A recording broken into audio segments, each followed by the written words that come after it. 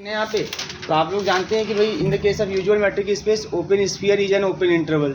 जब open sphere open interval होता है तो हम जानते हैं कि जो ओपन इंटरवल होता है वो ओपन सेट बनाते हैं, पता है आप लोगों को, क्योंकि ओपन इंटरवल में से आप कोई भी पॉइंट ओपन इंटरवल का लेंगे उस पॉइंट के अबाउट है ना आपको एक स्फीयर ऐसा मिल ही जाएगा जो उस पॉइंट को कंटेन करेगा और खुद जो है उस इंटरवल के अंदर कंटेन होता हुआ दिखाई देगा। क्या कह सकते हैं कि जो ओपन इंटरवल होता है वो अपने हर एक पॉइंट का नेबरहुड होता है, या जो ओपन इंटरवल होता है उसका हर एक पॉइंट उसका इंटीरियर पॉइंट होता है। और ऐसे जो सेट होते हैं है ना जिसके हर एक पॉइंट उसके इंटीरियर पॉइंट हो या जो अपने हर एक पॉइंट का नेबरहुड हो, ऐसे को ही हम ओपन सेट बोलते हैं। बात समझ आ रही है ना, जिसका मतलब ओपन इंटरवल जो होता है वो ओपन सेट होता है।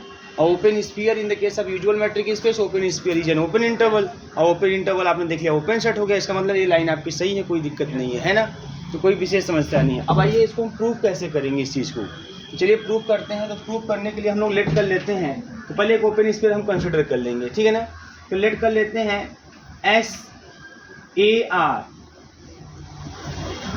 ठीक है, इज एन ओपन स्फीयर। एक ओपन स्फीयर हम कंसिडर कर लेते हैं। SAR is an open sphere with centre A and radius R, with centre A and radius R। Clear है ना। मान लेते हैं कि SAR क्या है, हमारा एक ओपन स्फीयर है और इसी को हमको दिखाना है कि यह क्या है, ओपन सेट है। बात समझ में आ रही है। अच्छा, अगर ये ओपन स्फीयर है SAR, then let X belongs to, मान लेते हैं X कोई इसका एलिमेंट है, SAR का कोई एलिमेंट है। तो अगर बताओ X जो है अगर SAR का एलिमेंट होगा तो क्या मालूम है, then DXA is less than क्या होगा, R होगा। कंफर्म सबको ना यहाँ पे भाई। जो ओपन स्फीयर होता है ना, अगर उसके अंदर कोई भी पॉइंट लेते हैं तो उसका सेंटर से डिस्टेंस हमेशा रेडियस से कम होता है। ये तो ओपन स्फीयर का डिफिनेशन आपको बताया गया है, उस डिफिनेशन से एकदम स्पष्ट बातें हैं यहाँ पे। अच्छा, यहाँ से एक बात और हम कंफर्म कर लेते हैं कि अगर DX is less then R है तो मैं इस DX से कुछ अगर ट्रांसफर कर दूँ तो आपको मिल जाएगा R minus DXA is greater than 0 से बड़ा, है ना। तो हम यहाँ पे एक काम कर लेते हैं कि R माइनस DXA को हम इक्वल टू R1 मान लेते हैं, है ना, जो कि 0 से क्या है, बड़ा है। कोई दिक्कत इसमें नहीं होनी चाहिए भाई। अभी चूंकि ये पॉजिटिव है, जो रिजल्ट है बोल रहा है कि पॉजिटिव है भाई। R भी रेडियस है और DX से मतलब एक डिस्टेंस है, तो घटाएंगे तो एक आपको डिस्टेंस ही मिलेगा, एक रेडियस। भाई डिस्टेंस रेडियस से कोई बहुत बड़ा फर्क थोड़ी है यहाँ पे। एक आपको वैल्यू मिल जाएगी R1 के टाइप की, है ना, R1 जो कि क्या होगी, पॉजिटिव की। उससे इक्वेशन नंबर क्या कर लेते हैं, फर्स्ट कर लेते हैं, ठीक है। तो ये तो हमको ऐसे कंफर्म हो गया कि जो आपने SAR को जो आपने ओपन स्फीयर माना था, है ना, उस ओपन स्फीयर के डिफिनेशन से मैंने ये सब कुछ लिख दिया, ठीक है। ओपन स्फीयर के डिफिनेशन लिख दिया। We have to show that, हमें यहाँ शो क्या करना है, we have to show that, हमें यहाँ शो करना है, ध्यान दीजिएगा सभी लोग, हमें यहाँ क्या शो करना है, we have to show that SAR is an open set. हमें यह शो करना है यहाँ पे। तो अगर SAR को ओपन सेट शो करना है, then we have to show that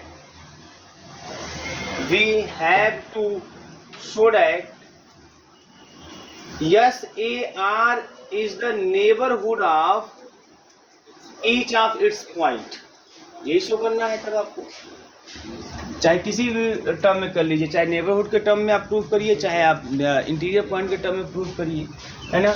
is a neighbourhood of each of its point, कि अपने हर एक पॉइंट का क्या होता है, नेबरहुड होता है।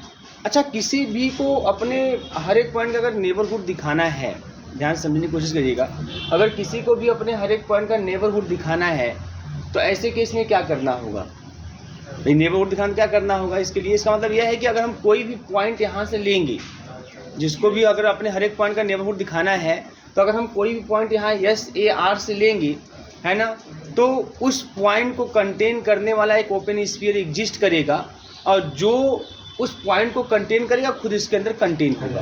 तब हम कहेंगे कि SAR उसका क्या है, नेबरहुड है। जैसे मैं बोलूँ आपसे, A अगर कोई सेट है, यह अगर मान लीजिए अपने X बिलोंग्स टू A, कोई X A का एलिमेंट है, तो AX का नेबरहुड तभी होगा ए एक्स का नेबरहुड तभी होगा जब एक्स को कंटेन करने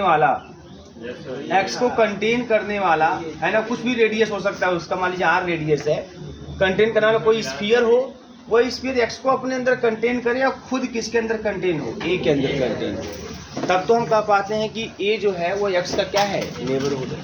तो ये बात समझ में आ रही कि नहीं आ रही है ना। दो चीज़ों को समझिए, इसमें मेन यही सब कहानी है। आपको जब तक पूरी बातें पिछली क्लियर नहीं रहेंगी तब तक आप कंफर्म इसको तैयार नहीं कर पाएंगे। तो उसका यही है यहाँ पे कि अगर किसी को भी किसी पॉइंट का नेबरहुड कहना है, अपने हर एक पॉइंट का नेबरहुड कहना है, तो भाई हर एक पॉइंट कहना मतलब कोई उठा लीजिए एक्स नाम से, है ना। अगर उसको उसका नेबरहुड कहना है तो आपको दिखाना होगा कि then there exist an open sphere which contains that point and contained in that set, है ना, उसमें कंटेन होना चाहिए। तो चलो हमको यहाँ दिखाना है कि ऐसे R is the neighbourhood of its point, वो अपने हर एक पॉइंट का नेबरहुड है ना।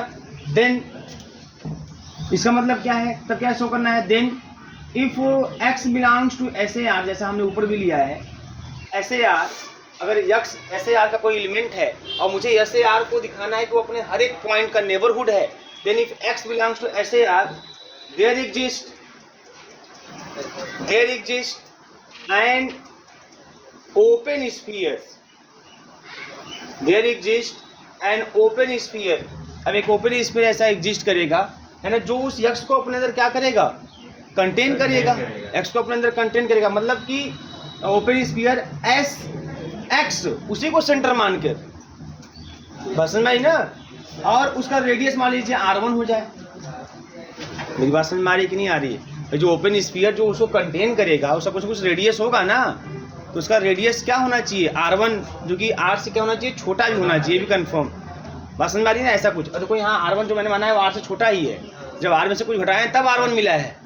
ये बात समझ में आ रही है ना। तो जो आप रेडियस लेंगे r1 लेंगे, क्योंकि देखो अगर ये वाला ओपन स्फीयर इस x को अपने अंदर कंटेन करेगा और खुद इसके अंदर कंटेन होगा, तो इसका रेडियस इसके रेडियस छोटा होगा तब ना कंटेन होगा जाके। अगर बड़ा रेडियस ले लेंगे तो कहाँ कंटेन हो पाएगा, है ना। तो there exist an open sphere x r1 is greater than 0 such that, ऐसा कुछ होना चाहिए, x belongs to S X r1 which is contained in SAR। बात समझ में आ रही है, ऐसा कुछ होना चाहिए आपको, ठीक है, इस तरीके का। अब देन ऐसा होना चाहिए, देन इफ ऐसा होना चाहिए, then we have to only show that, अगर ऐसा आपको दिखाना है, ये चीज आपको दिखाना है, अगर ये चीज अगर आप दिखा देते हैं तो मतलब काम हो गया ना। अगर आपने ऐसा कुछ दिखा दिया इसका मतलब एस ए आर जो है वो अपने हर एक पॉइंट का नेबरहुड हो गया। तो जब अपने हर एक पॉइंट का नेबरहुड हो गया तो एस ए आर क्या हो जाएगा, आपका ओपन सेट हो जाएगा। तो हमको यही चीज दिखा देना है, तो इसके लिए क्या दिखा देना होगा, then we have to show that, क्या शो करना होगा, एस एक्स r1 जो x को अपने अंदर कंटेन करता है, it is the subset of S A are. आपको बस यही शो कर देना है। ये बात समझ में आ रही है ना, खाली आप यही शो कर दीजिए, काम आपका बन जाएगा। अगर आपने इतना शो कर दिया तो ये रिजल्ट प्रूफ हो जाएगा, क्योंकि x तो इसका एलिमेंट है। अगर देखो अब वैसे हमको ये दिखाना है कि ये जो एस ए आर है अपने हर एक पॉइंट का नेबरहुड है, तो अगर एस ए आर अपने हर एक पॉइंट का नेबरहुड होगा तो कोई पॉइंट हम एस ए आर से लेंगे तो उसके बाद कोई ओपन स्फीयर खींचेंगे तो ओपन स्फीयर के अंदर कंटेंट होना चाहिए। कंटेंट होता है तब कहते हैं कि नेबरहुड है, नहीं होता तो कहते नहीं है। तो कंटेंट होता है, आपको दिखाना होगा, तब आप कहेंगे कि इसका मतलब अपने हर एक पॉइंट का नेबरहुड है, और तब वो ओपन सेट बन जाएगा। तो ये कंटेंट वाला कंडीशन दिखाना है। अब देखो यहाँ पे, अब इसको इसके अंदर कंटेंट दिखाना है, बात समझ में आ रही ना, इसको इसके अंदर क्या करना है, कंटेंट दिखाना है किसी एक। अब ये सेट ही है, open sphere is an open interval, और इंटरवल एक सेट ही होता है। कैसा सेट होता है, इनफाइनाइट सेट होता है। इसमें कोई कंफ्यूजन किसी को नहीं होना चाहिए, है ना।